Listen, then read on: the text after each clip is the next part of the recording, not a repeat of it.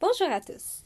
Bienvenue au vidéo tutoriel pour réaliser un système d'arrosage automatique. Pour trouver la liste de matériel, vous pouvez vous rendre sur notre site internet de potager urbain que vous trouverez en bas. Donc, pour commencer, vous aurez besoin de 10 fils électriques, de 2 clips, d'un relais qui est la grosse boîte noire, de 2 connecteurs aux embouts verts comme vous voyez, de votre capteur d'humidité, de votre microcontrôleur et de votre pompe.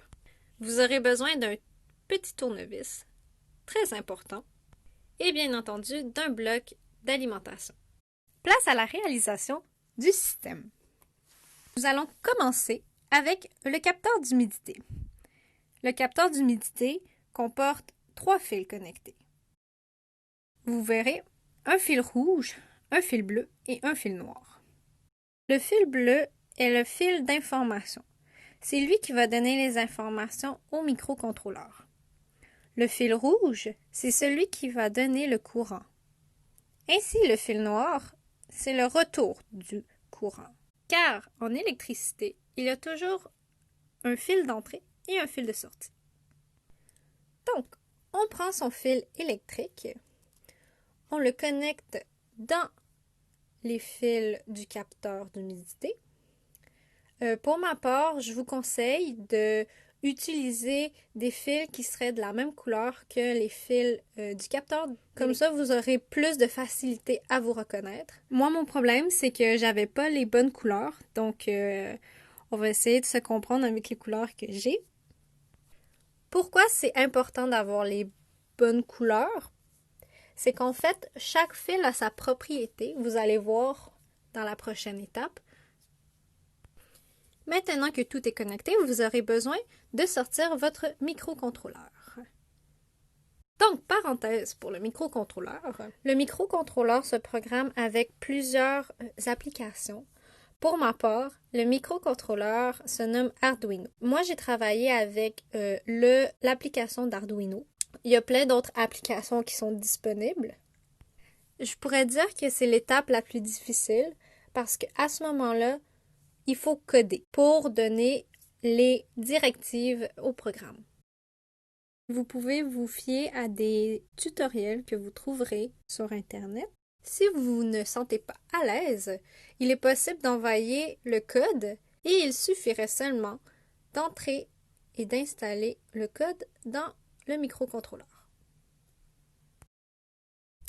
Les explications qui vont suivre vont être un peu mélangeantes. Donc, je vous conseille d'être attentif. Alors, chaque fil a sa propriété. Le microcontrôleur est la partie bleue, la plaque bleue. Comme vous pouvez voir, les extensions sont les parties noires.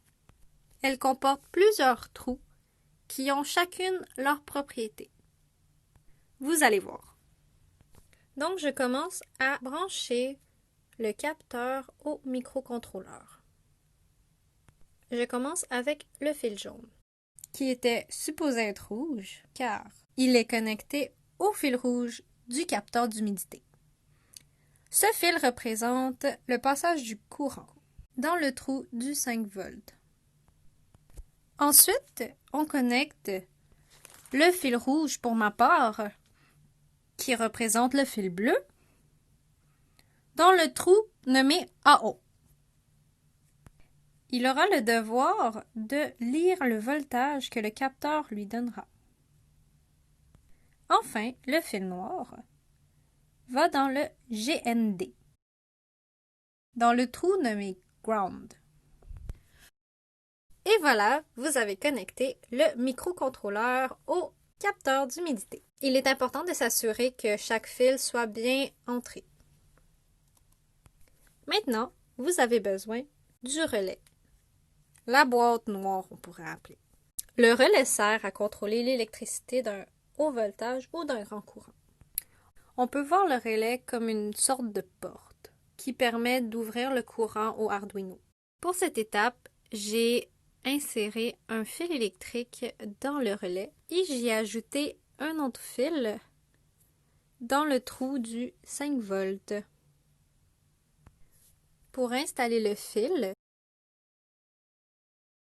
il faut prendre un tournevis et visser pour que le fil puisse être attaché. Et il y aura un dernier fil à ajouter, qui sera le fil du contrôleur. J'ai bien attaché mes fils. Donc, même principe pour celui-ci. Je le connecte au microcontrôleur. Alors ici, vous pouvez bien voir qu'il faut peser, donner une pression pour permettre au fil de pouvoir rentrer. Après, vous lâchez le bouton et le fil devrait bien être placé. Encore le même principe, le fil du courant, pour ma part, qui est jaune, va dans le trou nommé 5 volts. Et le dernier fil va dans le nombre 8 parce qu'on a programmé le système pour le lire dans la petite porte 8 qui représente le CTRL. Prochaine étape, vous sortez votre clip. Alors la clip, c'est un outil un peu plus rapide qui remplace le soudage. C'est juste un moyen rapide de placer les fils. Comme vous pouvez voir, le relais a deux autres boîtes où relier les fils. Donc, on y accroche la clip au relais.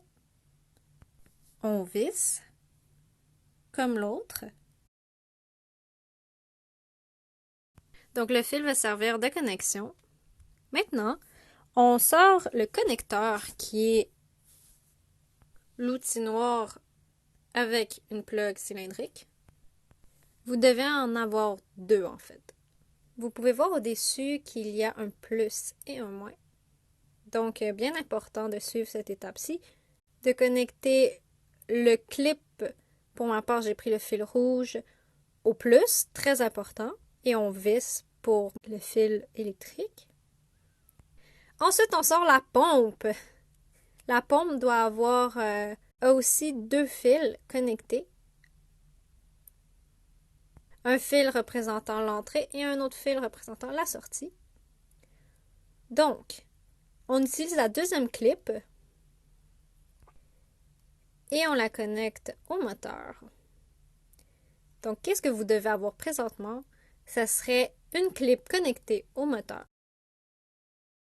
Maintenant, vous prenez le fil du clip qui était connecté au moteur et vous le rentrez dans le moins du connecteur.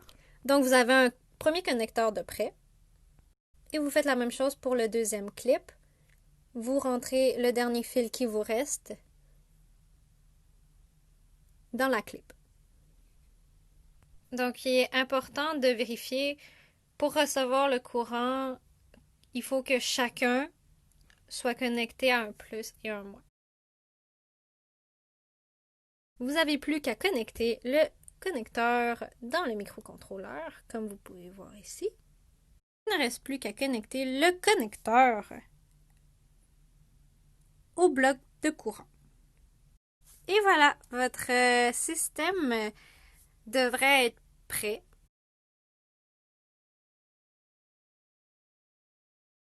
Nous sommes rendus au grand dévoilement. Donc, une fois que tout a été branché, comme vous voyez, il ne reste plus qu'à l'ouvrir. C'est important de le brancher, of course.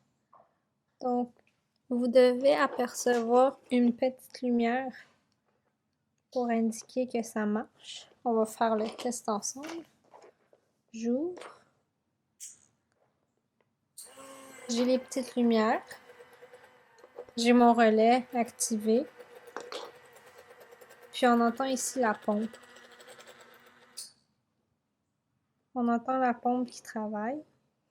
Parce que bien entendu, mon capteur présentement, il trouve que l'air est sec.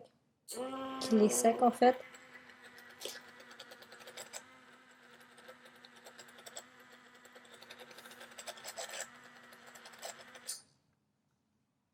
Voilà, j'espère que le tutoriel vous aura aidé. On se retrouve pour la prochaine vidéo pour installer son système d'arrosage automatique.